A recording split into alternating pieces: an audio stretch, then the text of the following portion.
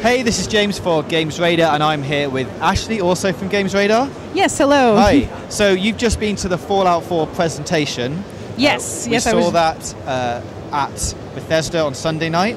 Exactly. It was a lot of the same stuff that we saw in the actual E3 presentation. There were a couple more things they were talking about, just talking about the story, how they were trying to build it in relation to the open world and keep the storytelling elements present while still not getting rid of player freedom. And they talked a little bit about how they designed the dog, who they still haven't named, I don't think, but that was pretty much all that they said there that was different from the actual presentation we saw. Now, you're not going to upset me now, but you've got a theory of what's going to happen to the dog, right?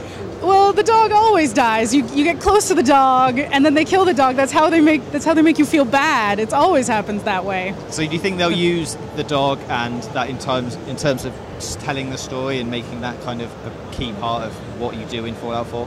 I definitely think the dog is going to be a big part of the storytelling. I know that they've already integrated it, I'll say him, into the gameplay. You can tell him to go fetch something or to attack something pretty much right off the bat, even though you've just met this dog. It's a very good dog.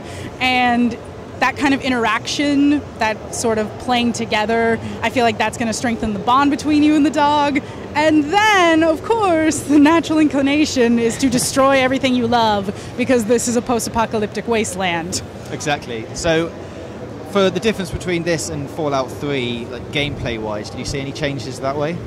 It's a little hard to tell right now, just because we've only seen a couple snippets of the gameplay. I did see that when you're doing the focus shots, that is now not as much a pause menu as kind of a slowdown, and I can't quite tell if that'll elapse and you'll have to go back into regular shooting.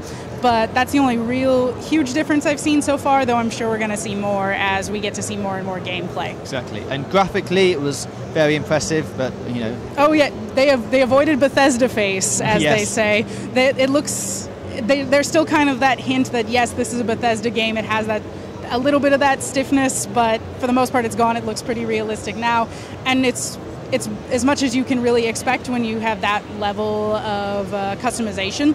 It's kind of the same thing you had with Mass Effect, different games where you have to account for so many different changes, but it looks really good for what it is. And the fact that you can change between being a male or female character, I loved that. I thought we actually had someone joking in the press room, we're like, oh, so now the girl's gonna come forward, she's gonna be like, move over, honey, let me use the mirror, and we all laughed. And then she did it, we're like, yes. Yeah, that was amazing. And obviously now they've got the second screen functionality as well with the Pip-Boy in real life you can use on your arm. Oh, yes, exactly. So you have the app that goes with your, I think iPhone and Android, they can both fit inside there, and you just get to wear it like a real Pip-Boy, which that's just so awesome. Like, it's just a silly little thing, but it's pretty great.